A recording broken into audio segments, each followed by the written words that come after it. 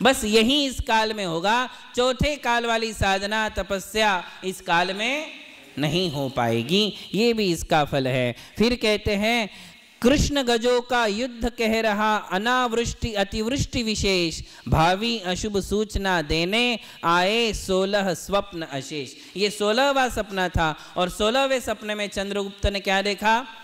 कृष्ण गजों का, काले काले हाथी एक दूसरे से लड़ रहे हैं।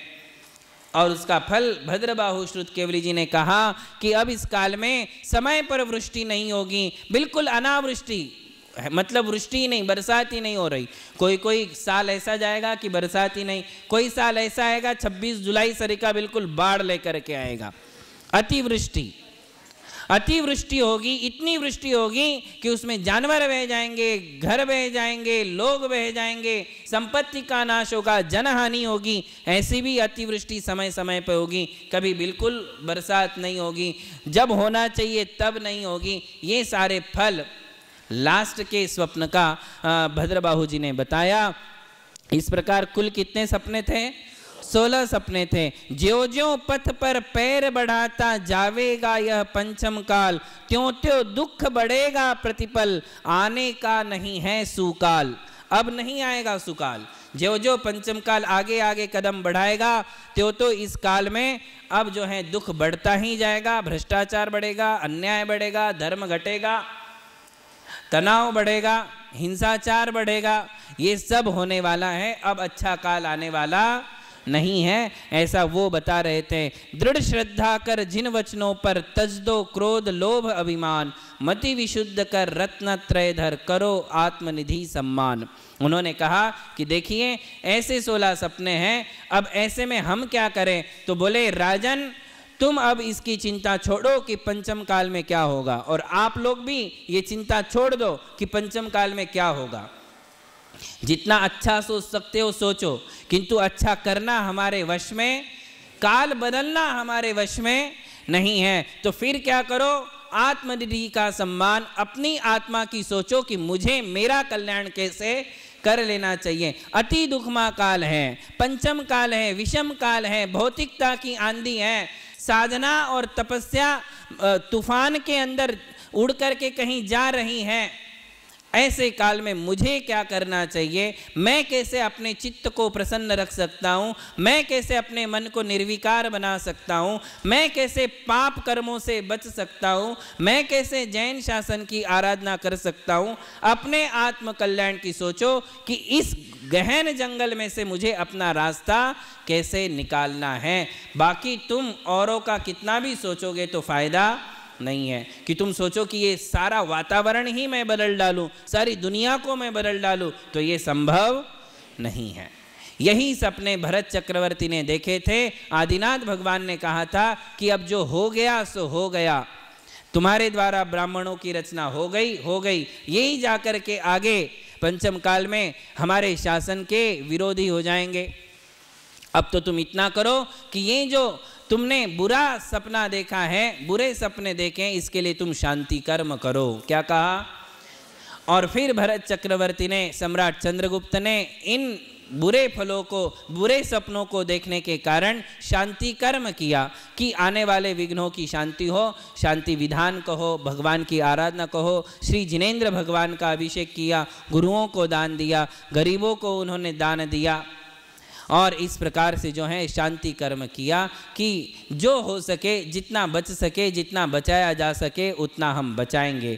हम अपने धर्म की सुरक्षा करेंगे और जितना जगत में धर्म को फैला सकते हैं अपनी तरफ से धर्म को फैलाएंगे, और जितने धर्म को आरक्षित होने से बचाएंगे, सुरक्षा देने का काम जितना हम कर सकते हैं उतनी सुरक्षा हम देंगे। इससे ज़्यादा हम नहीं कर सकते। आद हिदम कादवम, सब छोड़ करके पहले मुझे किसका कल्याण करना है?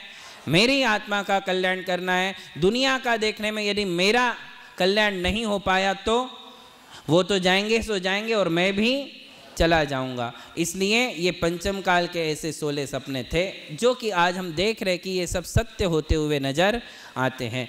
ऐसे समय में हमें सिर्फ अपने कल्याण की बात सोचना चाहिए। महावीर भगवान की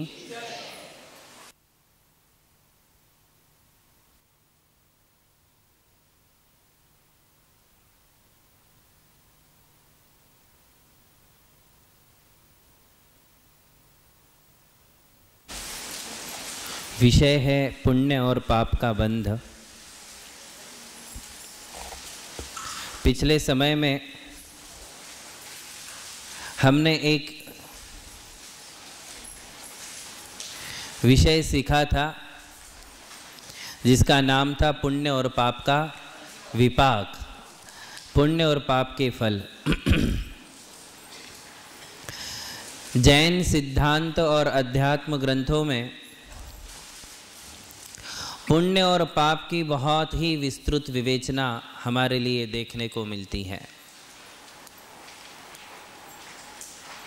करीब करीब सभी पूर्वाचार्यों ने पुण्य और पाप के विषय में अपने मंतव्य जिनेंद्र भगवान की वाणी के अनुसार प्रकट किए। पुण्य और पाप कर्म का बंध कैसे होता है, पुण्य और पाप कर्मों का बंध कराने वाली चेष्टाएं कैसी होती हैं, हमारा पुरुषार्थ किस प्रकार से कर्म बंध में कारण बनता है, कौन सा पुरुषार्थ पुण्य कर्म के बंध का कारण है, कौन सा पुरुषार्थ पाप कर्म के बंध का कारण है, और पुरुषार्थ के साथ हमारे उद्देश्य कैसे है। कभी कभी ऐसा देखने को मिलता है कि व्यक्ति,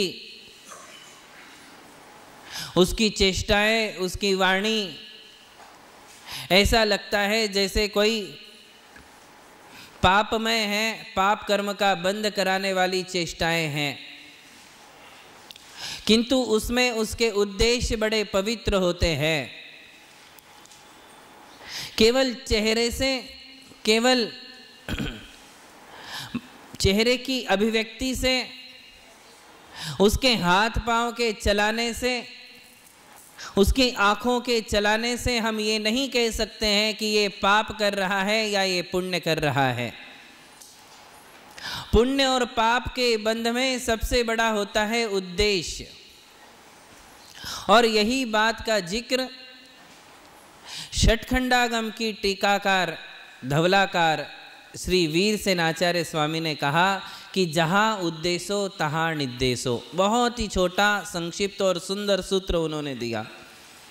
उन्होंने कहा कि जब भी पुण्य और पाप कर्म के बंध की विवेचना करना है तो हमारे लिए व्यक्ति के उद्देश्य देखना चाहिए कि इस व्यक्ति के विचार क्या है, इसका एम क्या है, इसका संकल्प क्या है, इसका उद्देश्य क्या है। यदि संकल्प शुभ है तो उसकी चेष्टा शुभ है, उसके व्यापार शुभ है, उसकी वाणी शुभ है। यदि उसके संकल्प, यदि उसका उद्देश्य पवित्र नहीं है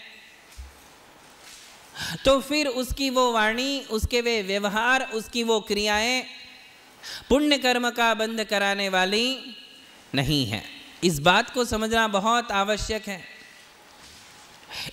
एक व्यक्ति इसलिए स्नान करता है कि उसके लिए अपने शरीर को साफ करना है, अपने शरीर को शुद्ध करना है, आलस निकालना है, ताजगी लाना है, व्यवस्थित होना है, इसके लिए वो स्नान करता है। एक व्यक्ति इसलिए प्रतिदिन स्नान करता है कि मुझे मंदिर जाना है, भगवान के दर्शन करना है, गुरुओं को आहार दान देना है। देखिए, उद्देश्य दोनों के अलग अलग हैं, क्रिया दोनों की एक है। अब आप कह सकते हो कि हम केवल स्नान क्रिया को पुण्य या पाप कर्म के बंध का कारण नहीं बता सकते हैं, उद्देश्य बदल गया। जैन आचार्य कहते हैं कि जिसने भगवान के दर्शन करने के लिए, अभिषेक पूजन करने के लिए स्नान किया है, उसका वो स्नान उसके लिए अल्प आरंभ और बहु पुण्य राशि का बंध कराने वाला है।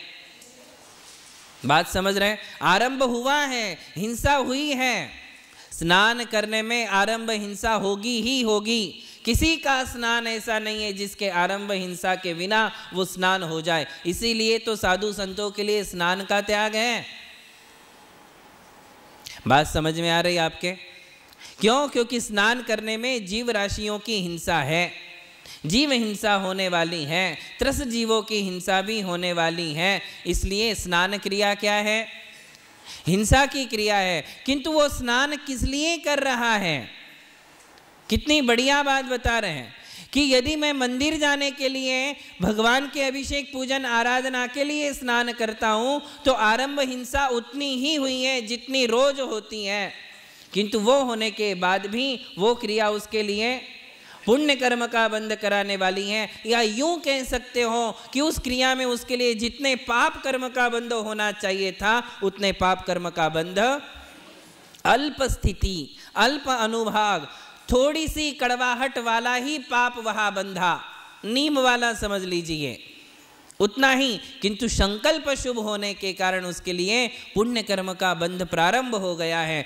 जहां से संकल्प हमारा हुआ है वहां से पुण्य और पाप कर्म के बंध की प्रक्रिया प्रारंभ हो जाती है। संकल्प, जिसे आगम की भाषा में संरंभ कहते हैं, संरंभ, समारंभ और फिर संरंभ का अर्थ है केवल संकल्प। क्या है? संकल्प कि मुझे क्या करना है, और वो संकल्प उसके लिए जो है पुण्य और पाप कर्म का बंध का हेतु बन जाता है। फिर उसके लिए जितनी भी योजनाएं बनाई जाएगी, उसके लिए जितने भी हम प्लानिंग्स करेंगे, उसके लिए जितने भी साधन जुटाएंगे और उसका जो कार्य हम प्रारंभ करेंगे वो यदि शुभ संकल्प है तो उसकी हर योजना में पुण्य कर्म का ही बंध होगा। मुझे चौका लगाना है, ये एक संकल्प हुआ। ये संकल्प क्या हुआ? शुभ है या अशुभ है? शुभ संकल्प है। अब इस चौका लगाने में आरंभ हिंसा होने वाली है, इसके साधन जुटाने में आरंभ हिंसा होने वाली है, इसमें 6 जीव निकाय की हिंसा होने वाली है। पृथ्वी कायिक, जल कायिक, अग्नि कायिक, वायु कायिक, वनस्पति कायिक और त्रस कायिक। जय धवला में इस बात का वर्णन मिलता है कि दान, पूजा, शील और उपवास ये श्रावक के 4 परम धर्म हैं और ये चारों धर्म बिना हिंसा के संभव। देखिए कितनी बड़ी बात बताई। ये गृहस्थ धर्म है और ये गृहस्थ धर्म बिना हिंसा के संभव नहीं है। 6 जीव निकाय की हिंसा के बिना कोई मंदिर नहीं बना सकता है। 6 जीव निकाय की हिंसा के बिना कोई पुण्य के कार्य गृहस्थ नहीं कर सकता है। किंतु फिर भी वे सारे कार्य उसके लिए कौन से कर्म के बंध के कारण है? बात समझ में आ रही? संकल्प शुभ है तो उसकी वाणी भी शुभ मानी जाएगी। उस संकल्प से जुड़ी हुई वाणी शुभ है, उस संकल्प से जुड़ा हुआ हर कार्य उसका शुभ माना जाएगा। वो पुण्य बंध का कारण है, उसमें अल्प सावध्य है, अल्प आरंभ है, इसलिए अल्प पाप कर्म का भी बंध होने वाला है, किंतु वो उसके सामने मायने नहीं रखता है।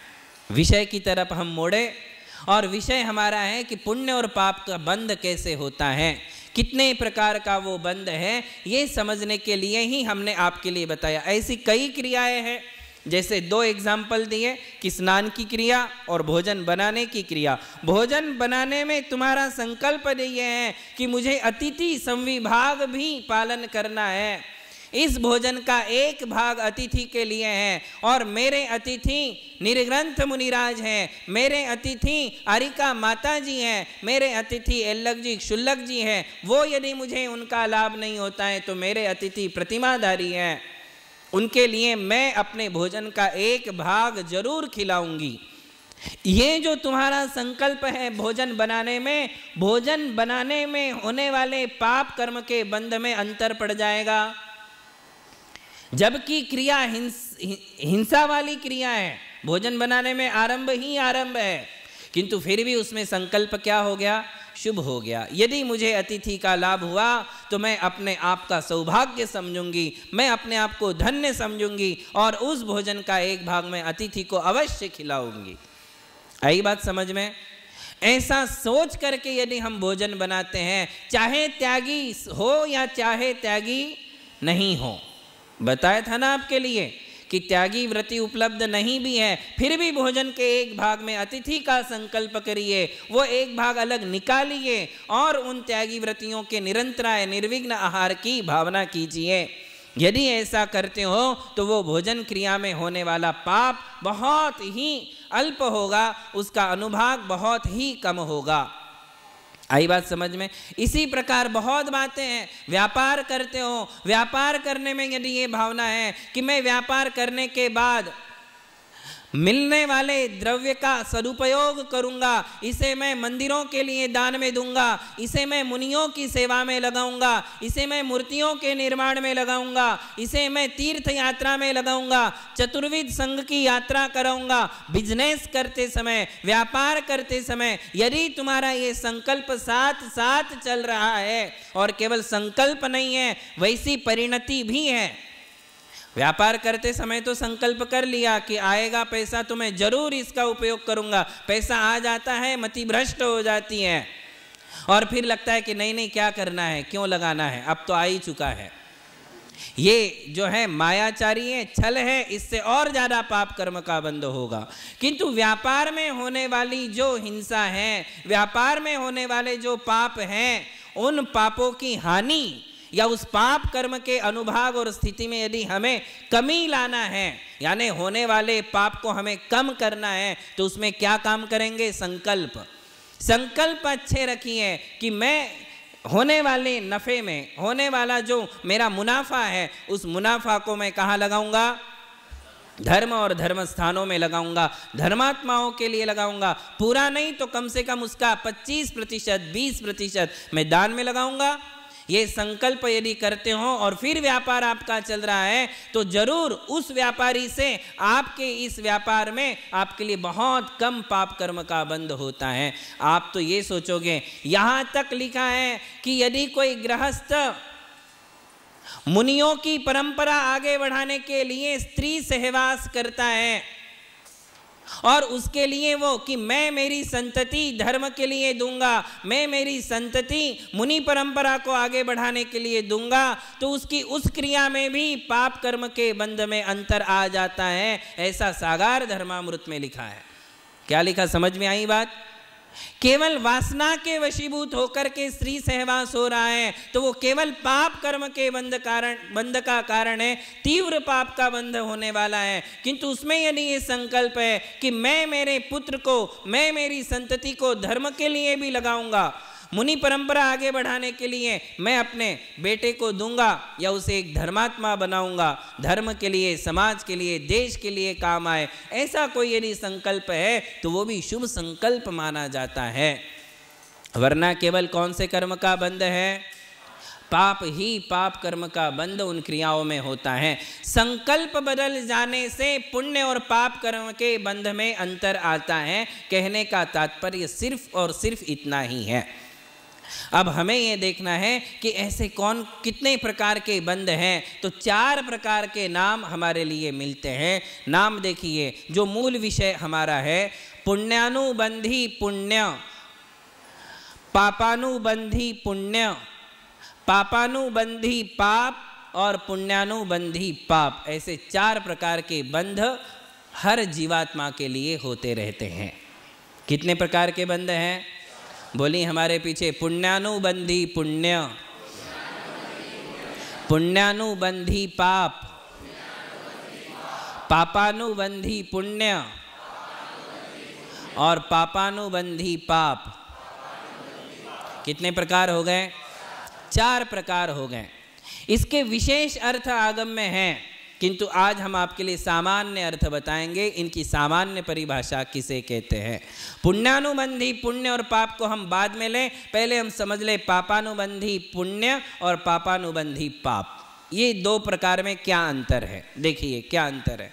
सबसे पहला है पापानुबंधी पुण्य। कौन सा? पापानुबंधी पुण्य। और दूसरा है पापानुबंधी पाप।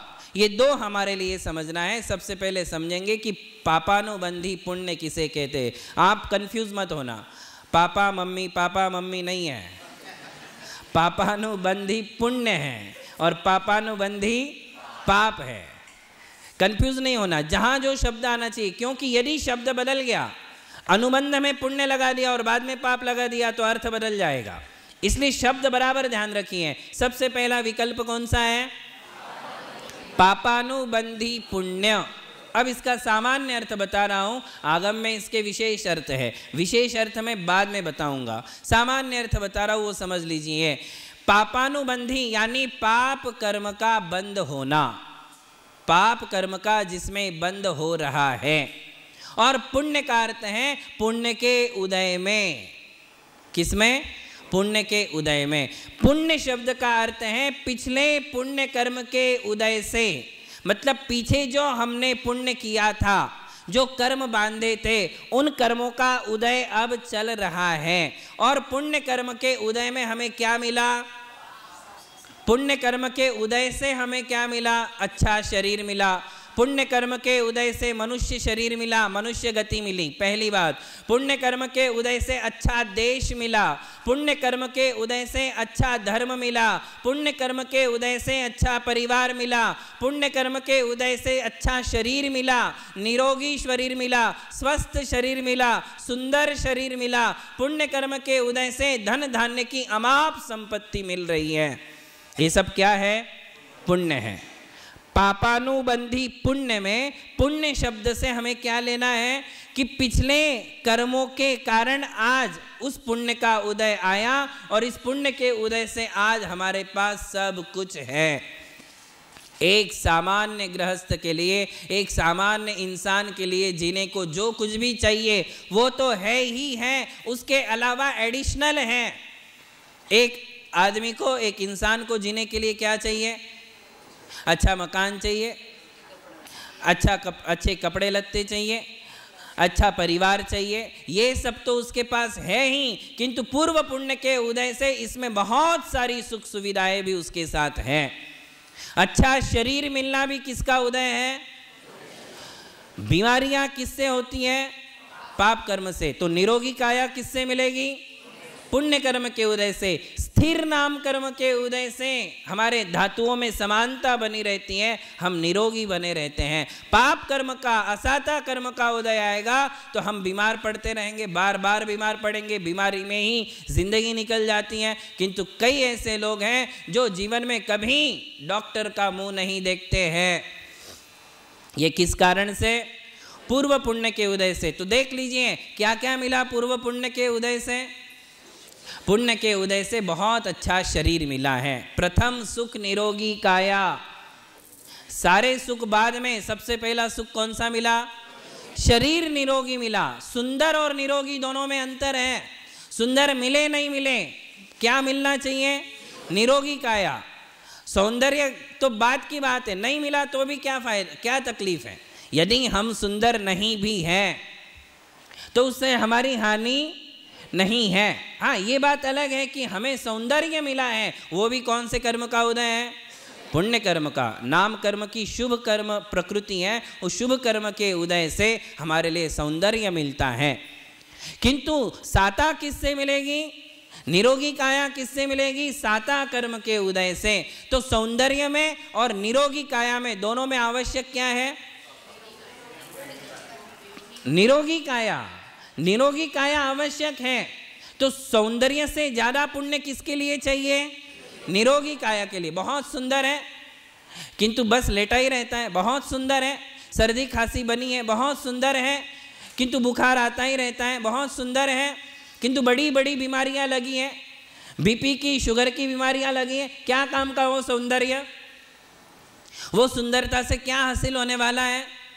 कुछ नहीं मिलने वाला। इसलिए सुंदरता से भी ज्यादा पुण्य चाहिए निरोगी काया के लिए। वो काया हमारे लिए मिली है तो इसका मतलब समझो कि हम पुण्यवान हैं। तो पुण्य कर्म के उदय से स्वस्थ शरीर है, सुंदर शरीर है, अच्छी आवाज है। देखो आवाज भी दो प्रकार की है, एक मधुर आवाज और एक कर्कश आवाज। एक सुस्वर है, एक दुस्वर है। आवाज अच्छी मिले तो ये कौन से कर्म का उदय है? आवाज। कई लोग चाहते कि सुनते रहो, कितनी सुंदर आवाज है, कितनी सुरीली आवाज है, ये पुण्य कर्म का फल है। और कई लोगों की आवाज सुनने की इच्छा ही नहीं होती है, बोलते ये जब बोलता है तो ऐसा लगता है कान बंद कर लो, कितनी कर्कश आवाज है, खर्र खर्र, पुराने पंखे सरी की, खटारा गाड़ी सरी की, ऐसा बोलने में बोल जाते हैं लोग। ये किस कारण से है? पाप कर्म के उदय से है, तो पुण्य कर्म के उदय से अच्छी आवाज मिलेगी, ये पुण्य कर्म का उदय है। ठीक है। शरीर सुडौल होना, अच्छा आकार होना, जिसे हम कहते समचतुरस्र संस्थान होना। शरीर में हाथ कितने लंबे होना चाहिए, पाँव कितने लंबे होना चाहिए, नाक का साइज कितनी होनी चाहिए, आंखों की साइज कितनी होनी चाहिए, कपाल की साइज कितनी होनी चाहिए, इसमें भी अलग अलग कर्म हैं। अरिहंत भगवान का शरीर समचतुरस्र संस्थान वाला है, अर्थात 4 अंगुल की कपाल, 4 अंगुल की नाक, नाक के नीचे वाला पोर्शन 4 अंगुल का, ये 8 अंगुल का, फिर 8 अंगुल का, उसको कहते समचतुरस्र संस्थान। कि उतने ही प्रमाण में है, उससे कम ज्यादा यदि है, बेडोल हैं, हाथ बहुत लंबे हैं, पाँव बहुत छोटे हैं, या पाँव बहुत ज्यादा लंबे और हाथ जो है शॉर्ट है, ऊपर का भाग बहुत छोटा है, नीचे का भाग बहुत लंबा है, नीचे का भाग पतला है, ऊपर का भाग मोटा है, ऊपर का भाग पतला है, नीचे का भाग मोटा है। ये सब जो है अलग अलग संस्थान है, इसमें भी पुण्य और पाप कर्म है। पुण्य कर्म के उदय से शरीर सुडौल मिलेगा, सुंदर आकृति मिलेगी।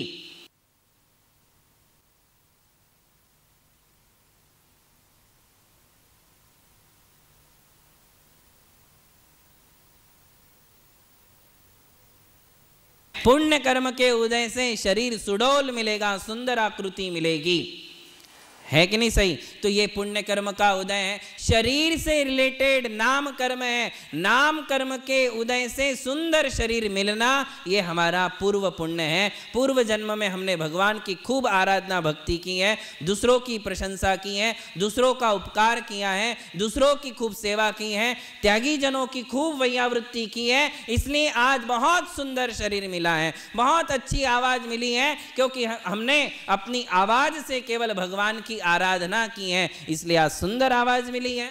ये सब पुण्य कर्म का उदय है। प्रशस्त चाल होना, देखिए बहुत पुण्य कर्म के फल है, किंतु इसमें शरीर से रिलेटेड, दूसरी बात है धन से रिलेटेड, धन संपत्ति की जीवन में कभी किसी प्रकार की कमी नहीं पड़ना, ये भी साता कर्म का ही उदय है।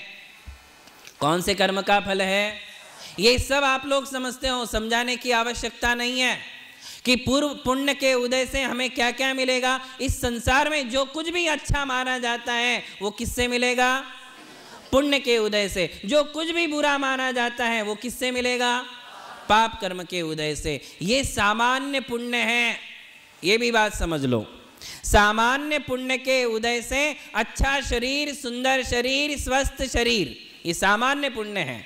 विशेष पुण्य के उदय से जैन धर्म मिलना, विशेष पुण्य के उदय से ऐसे घर में जन्म लेना जिस घर में जैन धर्म की परंपरा का निर्वाह किया जाता है, ऐसी जगह पे जन्म लेना जहां मंदिर मूर्तियों का और मुनियों का आए दिन सानिध्य मिलता रहता है, ये कौन सा पुण्य है? विशेष पुण्य है। नहीं तो ऐसे जगह जन्म ले लेते हैं, ऐसे परिवार में जन्म होता है कि जहां जैन धर्म का नामो निशान नहीं है, या जहां कभी मुनियों के दर्शन नहीं होते हैं, जहां मंदिरों के दर्शन भी मुश्किल हो जाते हैं, ऐसी जगह यदि जन्म हुआ है तो दोनों में पुण्यवान कौन है? जिसके लिए जैन धर्म, जैन शासन का सानिध्य मिलेगा, ये उसका विशेष पुण्य है। देखो, सामान्य पुण्य और विशेष पुण्य। सामान्य पुण्य उसे कहते हैं जो जैन और जैनेतर सबके पास रहता है। देखिए, 4 गाड़ियां होना कोई विशेष पुण्य नहीं है, वो तो किसी जैनेतर भाई के पास भी हो सकती है, नहीं हो सकती क्या? उससे ज्यादा ही है। लाखों गुना तुमसे ज्यादा संपत्तिशाली जैनेतर भाई भी मिलेंगे। तो संपत्ति मिलना, गाड़ियां मिलना, नौकर मिलना, अच्छे बंगले और फ्लैट मिलना, इसे विशेष पुण्य मत समझो। विशेष पुण्य का फल क्या मिला है कि हमें जैन बनने का मौका मिला है, अवसर मिला है। जैन धर्म का सानिध्य, निर्ग्रंथ मुनियों का सानिध्य मिलना, आपसे ज्यादा संपत्तिशाली और श्रीमान तो कोई है ही नहीं। जिसके लिए सम्यक दर्शन को प्राप्त कराने वाले साधन मिलते हैं, वो साधन विशेष पुण्य के फल है, सामान्य पुण्य नहीं है। कहाँ कौन सा पुण्य इकट्ठा किया था, कैसी काललब्धि आ गई जो आज हमारे लिए इतनी बड़ी जनसंख्या में इतने कम लोग जैन हैं, उसमें मेरा भी नंबर लग गया। हो सकता कहीं और जन्म हो जाता, भारत के अलावा कहीं पैदा हो जाता, किसी और धर्म की वंश परंपरा में जन्म हो जाता तो जैन धर्म मिलना मुश्किल हो जाता। तो ये कि सामान्य पुण्य नहीं है, इसलिए धन, संपत्ति, वैभव, शरीर, सुंदरता, अच्छी आवाज, अच्छा परिवार, अच्छी पत्नी, अच्छे बेटे, इन सबसे भी विशेष पुण्य किसका है? जिसके लिए जैन धर्म, निर्ग्रंथ मुनि, वीतराग भगवान, मंदिर, इनका सानिध्य मिलता है, वो विशेष पुण्यवान है। आई बात समझ में? तो 2 प्रकार का पुण्य फल रहा है। कितने प्रकार का? पहले प्रकार का विकल्प चल रहा है पापानुबंधी पुण्य, तो इसमें 2 प्रकार का पुण्य फल रहा है, एक सामान्य पुण्य और एक विशेष पुण्य। सामान्य पुण्य के उदय से हमारे लिए परिवार अच्छा मिला है। देखो, अच्छा परिवार मिलना भी पुण्य का ही फल है। यदि तुम्हारे घर में तुम्हारे प्रतिकूल चलने वाले बीवी बच्चे हैं, पति हैं, तो फिर आप धर्म नहीं कर सकते हो। आए दिन किरकिर, आए दिन किरकिर, आए दिन झगड़े, आए दिन अशांति, तू मैं ये हो रही है, तो कौन से कर्म का उदय है? पाप कर्म का उदय, पुण्य कर्म का उदय। बीबी मिली, ये तो पुण्य है? और बीबी जिसको मिली ही नहीं, जो प्रयास कर रहा है, हमारी बात नहीं है, हम तो परम पुण्यवान हैं जो हमने शादी करने का मनोदय ही व्यक्त नहीं किया। किंतु जो व्यक्ति शादी करना चाहता है और उसकी शादी नहीं हो रही है, तो ये कौन सा कर्म का उदय है? पाप कर्म का उदय है। जिनके पत्नी नहीं है वो पापी हैं, ऐसा मत समझो। किंतु जो प्रयास कर रहा है, उसके मनोरथ पूरे नहीं हो रहे, तो वो वहां पाप कर्म का उदय है। तो मिली ये तो तुम्हारा पुण्य है, किंतु आने के बाद झगड़े ही झगड़े हैं, प्रतिकूलताएं बनी है, वैर वैमनस्यताएं हो रही हैं, मिसअंडरस्टैंडिंग है, ये कौन से कर्म का उदय है? कर्म भूमि में मनुष्यों के लिए मिश्रित फल देखना पड़ता है। जहां पाप होगा वहां पुण्य भी होगा, जहां पुण्य होगा वहां पाप भी होगा, परसेंटेज अलग अलग होगा। किसी के जीवन में 80% पुण्य अपना फल दिखा रहा है, 20% पाप है। किसी के जीवन 80% पाप कर्म अपना फल दिखाता है, पुण्य कर्म कमजोर है। खैर, हमारा पहला विकल्प है पुण्य का। तो आज ये बात हम देखें कि पुण्य के उदय से परिवार भी बढ़िया मिला है, अनुकूल बच्चे मिले हैं, अनुकूल पत्नी मिली है, धन संपत्ति की कमी नहीं है, स्वस्थ शरीर है, जैन धर्म है, विशेष पुण्य के उदय से दिगंबर जैन मुनि मिलते हैं, मंदिरों का सानिध्य है। फिर इसे अब पापानुबंधी कैसे कहेंगे? ऐसा पुण्य पापानुबंधी कब होगा? देखिए, दोनों प्रकार के पुण्य का फल मेरे पास है, किंतु मैं इसका उपयोग नहीं कर रहा हूँ। इसका उपयोग मैं पुण्य के लिए, धर्म के लिए नहीं करता हूँ। सुंदर शरीर मिला है, किंतु शरीर से केवल विषयों का ही भोग हो रहा है। सुंदर शरीर मिला है, धन संपत्ति मिली है, निरोगी काया मिला है, किंतु व्यसनों में पैसा बर्बाद कर रहा हूँ। जैन धर्म में हूँ, जैन मंदिर हमारे नजदीक हैं, किंतु मंदिर कभी नहीं जाता हूँ, मुनियों के पास कभी नहीं जाता हूँ। ये कौन सा बंध हो रहा है? नया बंध जो हो रहा है। पूर्व पुण्य का उदय है, किंतु बंध कौन सा हो रहा है? पाप कर्म का बंध हो रहा है। इसे कहते पापानुबंधी। शरीर मिला है, पाप कर रहे हो, मन मिला है, पापात्मक विचार चल रहे हैं, संकल्प बिल्कुल भी शुभ नहीं है, वाणी अच्छी मिली है, सुंदर सुरीली आवाज मिली है, किंतु गालियां दे रहे हो, कठोर वचन बोल रहे हो, दूसरों की बेइज्जती कर रहे हो, तो कौन से कर्म का बंध होगा? अच्छी आवाज मिलना पुण्य है, किंतु उस आवाज से जो हम केवल फिल्मों के गाने गा रहे हैं, केवल गालियां दे रहे हैं, केवल हम झगड़े झंझट कर रहे हैं, केवल हम जो हैं उस वाणी का कठोर रूप से ही प्रयोग कर रहे हैं, तो वो कौन से कर्म का बंध होगा? ये कौन सा हो गया? पापानुबंधी पुण्य हो गया। मंदिर मिला है, किंतु मंदिर के प्रति कोई रुचि नहीं है, मुनियों के चरणों में जाने की कोई रुचि नहीं है, बल्कि मैं उनकी और निंदा कर रहा हूं। मंदिरों से हेट करता हूं, मुनियों की निंदा करता हूं, उनके नग्नत्व से घृणा करता हूं, इसको मैं मिथ्या समझता हूं, इसको मैं पाखंड समझता हूं। ये कौन से कर्म का बंध हो रहा है? पापानुबंधी पुण्य। क्या बोलेंगे इसको? पापानुबंधी। बात समझ में आई सबके लिए? पूर्व पुण्य के उदय से हैं, इसलिए कई लोग बोलते हैं कि महाराज साहब ऐसा क्यों हो रहा है, वो तो बिल्कुल पापी है, बिल्कुल पाप ही करता है, कभी धर्म नहीं करता है, फिर भी स्वस्थ है, फिर भी सुखी है, फिर भी पैसा बढ़ रहा, फिर भी गाड़ियां बढ़ रही हैं, बढ़ने दो। आज है ये पहले का पुण्य उसके लिए फल दिखा रहा है, किंतु आज उसका गलत पुरुषार्थ है, उसके जीवन में भविष्य में क्या है? अंधेरा ही अंधेरा है, आगे पाप कर्म फल चखाएगा। वर्तमान में हम जो कुछ भोगते हैं वो सब कब का है? पूर्व का है, पूर्व का, पूर्व जन्म का नहीं कह रहा हूं मैं, पूर्व जन्म का भी हो सकता है, इसी जन्म में भी पूर्व समय जो बीत गया है उसका भी हो सकता है। वर्तमान में हम जो कर्म का फल भोगते हैं वो पूर्व का होता है, और वर्तमान में जो पुरुषार्थ होता है उसका फल आगे मिलता है। बात समझ में आ रही? तो पापानुबंधी पुण्य समझ में आया, केवल विषय भोगों में प्रवृत्ति, सातों व्यसनों में प्रवृत्ति, छल कपट धोखाबाजी दगाबाजी, झगड़े, केवल झगड़े ही झगड़े, एक दूसरे की काट छाट, दूसरों की इंसल्ट करना, जेलसी करना, चाहे वो घरों में हो चाहे घर के बाहर हो, कहीं भी अच्छे व्यवहार अच्छी वाणी का प्रयोग नहीं है। इस शरीर से ना देश सेवा है, ना समाज सेवा है, ना धर्म की सेवा है, ना संस्कृति की सेवा है। इस शरीर से ना धर्म का है, ना धर्म के कार्य है, ना गरीबों की सेवा है, कुछ भी नहीं है। तो वो कौन सा कर्म है? पापानुबंधी पुण्य। ऐसा पुण्य मुझे नहीं चाहिए। परमात्म प्रकाश ग्रंथ में एक बहुत सुंदर गाथा है, उसमें लिखा है, पुण्येन होई विहवो विहवेण मो मयेन मई विभमो मई विहवेण य पावो तम्माता पुण्य अम्मा होज। यह अपभ्रंश भाषा है, प्राकृत में भी एक विशेष।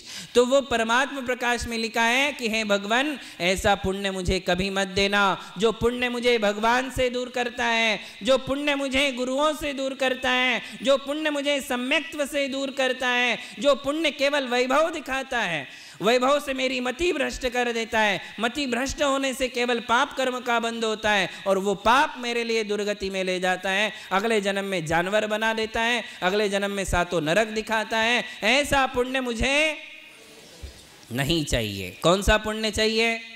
जो सम्यक दर्शन सहित होने वाला पुण्य है वो पुण्य मुझे स्वीकार है, किंतु जो सम्यक्त्व रहित पुण्य है वो मुझे स्वीकार नहीं है। पुण्य कर्म हमारे लिए अच्छे फल दिखाता है, किंतु उन फलों में हमें आसक्त नहीं होना चाहिए। जो पुण्य हमें आसक्ति से बचाता है, किससे बचाता है? आसक्ति से। वैभव बहुत मिला, वैभव में हम आसक्त हो गए, भोगोपभोग में लग गए, पैसा उड़ाना ही जानते हैं, दान धर्म बिल्कुल नहीं जानते हैं। तो पुण्य के उदय से ये जो लक्ष्मी मिली, इस लक्ष्मी से हम क्या हो गए? भटक गए, आसक्त हो गए। अब वो भटकन मुझे कहाँ ले जाएगी? नरकों में ले जाएगी, तिर्यंच गति में ले जाएगी। तो ऐसा पुण्य मुझे नहीं चाहिए। कौन सा पुण्य चाहिए? जो मुझे आत्म कल्याण में साधक बनता है, जो मुझे मोक्ष मार्ग के साधन देता है, जो मुझे भगवान गुरु और मंदिरों के नजदीक ले जाता है, वो पुण्य मुझे हर भाव में चाहिए। किंतु जो मुझे धर्म से दूर करता है वो पुण्य मुझे नहीं चाहिए। इसलिए देव दर्शन स्तुति में एक बात आती है, उसमें कहते हैं, जिन धर्म विनिर्मुक्तो माँ भवे चक्रवर्त्यपि स्याच्चेटोपि दरिद्रोपि जिन धर्मानुवासित। कितनी बढ़िया बात कही है। क्या कहा उसमें?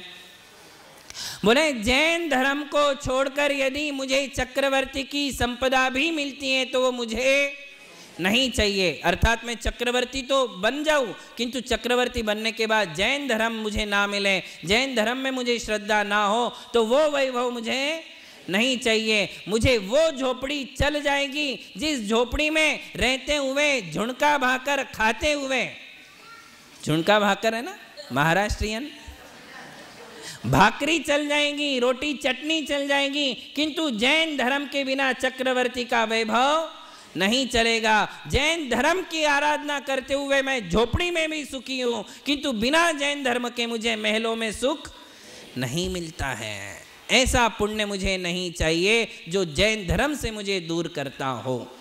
मेरे लिए अमीरी और गरीबी दोनों मायने नहीं रखती हैं। मेरे लिए तो जैन धर्म चाहिए ही चाहिए, चाहे किसी भी अवस्था में मिले।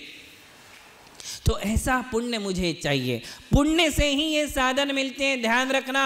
पुण्य को हे समझने वाले लोगों ने इस बात को भी ध्यान रखना चाहिए कि मुझे उत्तम देश सुसंगति दुर्लभ श्रावक कुल पाना। दुर्लभ सम्यक दुर्लभ संयम पंचम गुण ठाना। ये जो दुर्लभ से दुर्लभ परंपरा है कि मनुष्य पर्याय मिलना, यदि पुण्य ना होता तो मनुष्य ना बनते, 4 पाँव वाले ढोर जानवर बन जाते, या 8 पाँव वाले उड़ने वाले कीड़े बन जाते, मधुमक्खी बन जाते, मच्छर बन जाते। ये जो मनुष्य पर्याय मिली है किसके कारण मिली? मनुष्य गति नाम कर्म के उदय से, जो कि पुण्य प्रकृति है। तो ये मनुष्य गति मिली तभी तो हम आगे बढ़ सकते हैं। तो पुण्य ने हमें आगे बढ़ाया, मनुष्य गति दी। मनुष्य गति में उत्तम देश, ऐसा देश दिया जिस देश में हम अपने धर्म का पालन कर सकते हैं।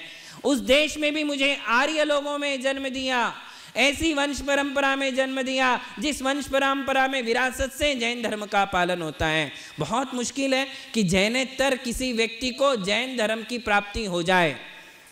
लाखों करोड़ों में एकाध जैन होता है जिसे जैन मित्रों के कारण, जैन संगति के कारण जैन धर्म समझ में आ जाता है। किंतु यदि वैसा पुण्य नहीं रहा तो जैनेतरों को जैन धर्म का लाभ कैसे हो सकता है कि नहीं?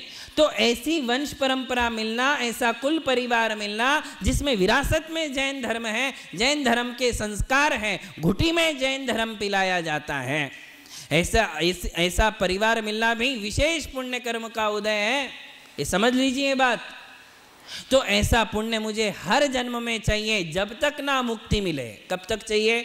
जब तक मैं स्वयं अरिहंत और सिद्ध अवस्था को प्राप्त नहीं हो जाता हूँ, तब तक मुझे जैन धर्म का सानिध्य मिलता रहे। भव भव में मुझे भगवान के चरण मिलते रहे, भव भव में मुझे भगवान की भक्ति मिलती रहे। यही तो मांगते। क्या मांगते आप? बुद्ध जांच हो तुव भक्ति भव भव दीजिए शिवनाथ जी। भक्ति के बदले में मैं भक्ति ही मांगता हूँ। क्या मांगता हूँ? और जो भक्ति के बदले में भक्ति मांगेगा उसे अपने आप संसार के सारे सुख मिलेंगे ही मिलेंगे। भगवान का भक्त कभी दुखी रह ही नहीं सकता है। भगवान के भक्त को ही संसार के सारे सुख देखने को मिलते हैं।